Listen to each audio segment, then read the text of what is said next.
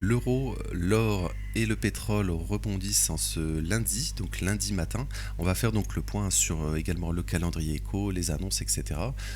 N'oubliez pas avant cela donc notre accompagnement idena-bourse.com. Vous avez tous les liens en description. Vous pouvez avoir accès au groupe privé, donc encore une fois totalement gratuitement avec l'offre Vantage, je le répète. Donc c'est sans engagement et gratuitement. C'est simplement l'affiliation qui finance votre abonnement entre 6 mois et 2 mois offerts en fonction de votre premier dépôt. Vous avez également l'offre mensuelle sans engagement, donc tout est sans engagement. Le lien en description, vous avez également notre Discord de la chaîne, donc n'hésitez pas à nous rejoindre. Et encore une fois, merci à ceux qui s'abonnent et qui like, ça soutient énormément la chaîne, donc merci à vous. Alors News Echo, donc j'en ai parlé plus tôt dans les briefs, donc crypto et indice, indice US et européen. Cette semaine, pas grand chose, encore une fois.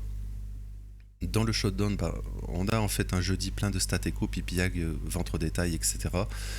Mais pour le moment, il n'y a pas de date. Et surtout, on a une accumulation des stats éco qui pourrait tomber en une seule fois après le shutdown. Donc, il faudra faire super attention à cela. Parce que on a mardi, j'en ai déjà parlé, mais mardi, on a un discours de Jérôme Powell, mais il n'a pas dit qu'il ferait des commentaires sur la situation économique, il me semble. Donc, voilà, normalement, ça serait une non-news, mais on ne sait pas l'avenir. Peut-être que peut-être qu'il dira quelques mots, il faudra faire attention. Mais sinon, voilà, pas grand-chose, encore une fois, cette semaine sur le calendrier éco. Après, si on a un rebond sur les indices, etc. Si vous ne regardez pas les briefs crypto ou matières premières, indices, pardon, on a un rebond des indices ce matin, mais il faut faire extrêmement attention que tout cela, c'est pas un fake move, tout simplement. Voilà, sur Bitcoin aussi, là c'était S&P, Bitcoin aussi, on a eu un rebond dimanche. Donc tout simplement, avec vendredi, on a eu donc les menaces. Et ensuite, dimanche, on a eu donc la temporisation, voilà, que tout s'arrangerait, etc. Donc, on va dire comme d'habitude. Mais donc, attention, donc ensuite, parce que finalement, rien n'a changé, tout est maintenu. Également, ça sera surtout les news échos qui seront importantes. Après donc la fin du shutdown et la publication donc toutes les news échos qui sont pas encore sorties, souvenez-vous il y a 2 semaines NFP taux de chômage qui sont pas sortis, et ensuite la semaine passée les inscriptions au chômage aussi très important, l'emploi, et donc cette semaine on aura aussi donc si ça sort pas on aura bien sûr l'inflation, PPI, vente au détail, super important pour les marchés. Voilà, donc on va démarrer par donc l'indice dollar. Donc l'indice dollar, on ouvre en gap haussier. Pour le moment, on retrace. Regardez, là je suis en 4 heures. Donc on ouvre la semaine en gap haussier, l'ouverture des futurs. Donc je pense qu'on pourrait aller sur ces niveaux ici à court terme, c'est-à-dire reprendre le plus bas de la semaine passée. Et ensuite, pourquoi pas faire la continuation haussière, parce que comme je l'avais dit, ça c'est pas trop la tête d'un top sur l'indice dollar, regardez. Donc on pourrait continuer, pourquoi pas refaire une petite jambe haussière pour ensuite faire la continuation haussière, c'est ce qui semble le plus probable à court terme sur le dollar. On pourrait aussi rapidement revenir ici, pourquoi pas, ça veut dire faire un plus bas. Alors en fait on reviendrait dans ces niveaux, ici regardez. Voilà, on pourrait prendre le plus bas ici, ça ferait tout simplement ici, petite ouverture baissière, on va dire, début de semaine. Mais l'objectif, je pense, ça reste toujours de prendre un plus haut ici. Voilà, on peut soit prendre ici ou ici, si on va à la baisse en début de semaine, donc lundi, mardi, etc. Et ensuite, il y aura cette bande de Bollinger qui va soutenir le cours pour rebondir. Voilà, on est déjà revenu dans ce fair value cap 4 heures, donc on pourrait donc avoir ça pour ensuite faire la continuation haussière sur le dollar. Donc il n'y a pas d'autre chose à dire, finalement. On est lundi matin, encore une fois je fais les vidéos tôt le matin, et ensuite je les publie, si dans le groupe privé elles sont publiées en même temps, c'est-à-dire vous les avez vraiment tôt le matin, mais les vidéos sur YouTube sortent, on va dire, dans la journée, mais elles sont tournées tous les matins, donc assez tôt, comme les indices, enfin le brief crypto, donc voilà, c'est assez tôt le matin, je le dis encore une fois. Mais donc sur l'euro USD ici, voilà, on fait l'inverse, tout simplement, euro USD. Donc on pourrait revenir dans cette zone ici à court terme. Et donc attention ensuite à la continuation baissière à court terme également, finalement. Et donc après on va travailler, encore une fois, cette zone de fair value gap. On pourrait prendre ce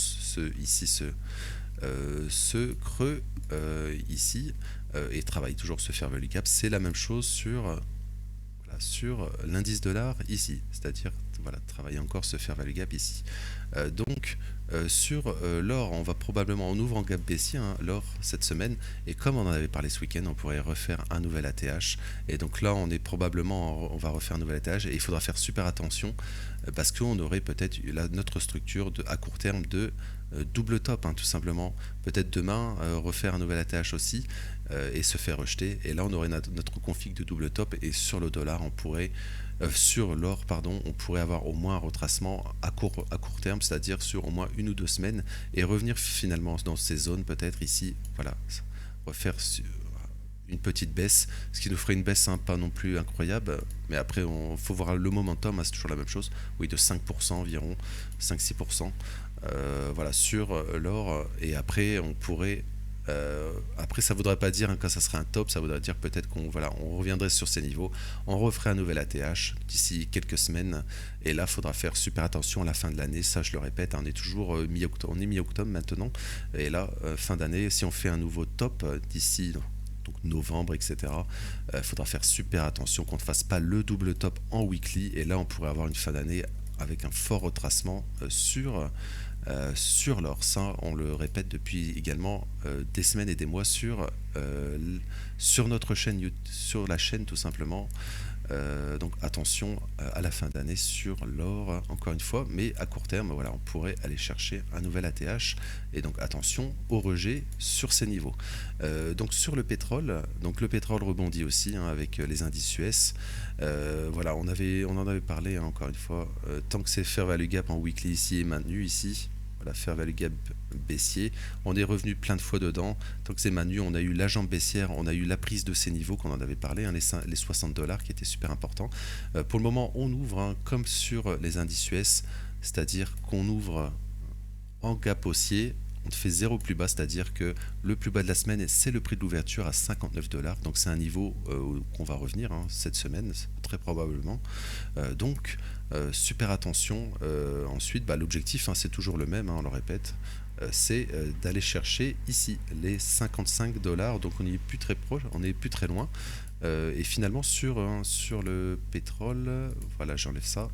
Après le pétrole, en cas de prise de nouveau plus bas, il faudra faire super attention parce qu'on fait ça en début de trimestre. Hein. On fait le début de trimestre ici. Regardez, le 1er octobre. Voilà, le 1er octobre est ici, hein, l'ouverture ici. Le plus haut est ici. On ne fait pas la prise de stop des plus hauts du 1er octobre. On va au sud. Donc je pense que d'un point de vue hein, du trimestre, tout ça, ça pourrait être un piège hein, sous le pétrole. Et donc on reviendra sûrement dans le trimestre sur ces niveaux pour prendre tous ces lots ici. Mais on est vraiment en début de trimestre, donc attention, hein, tout simplement.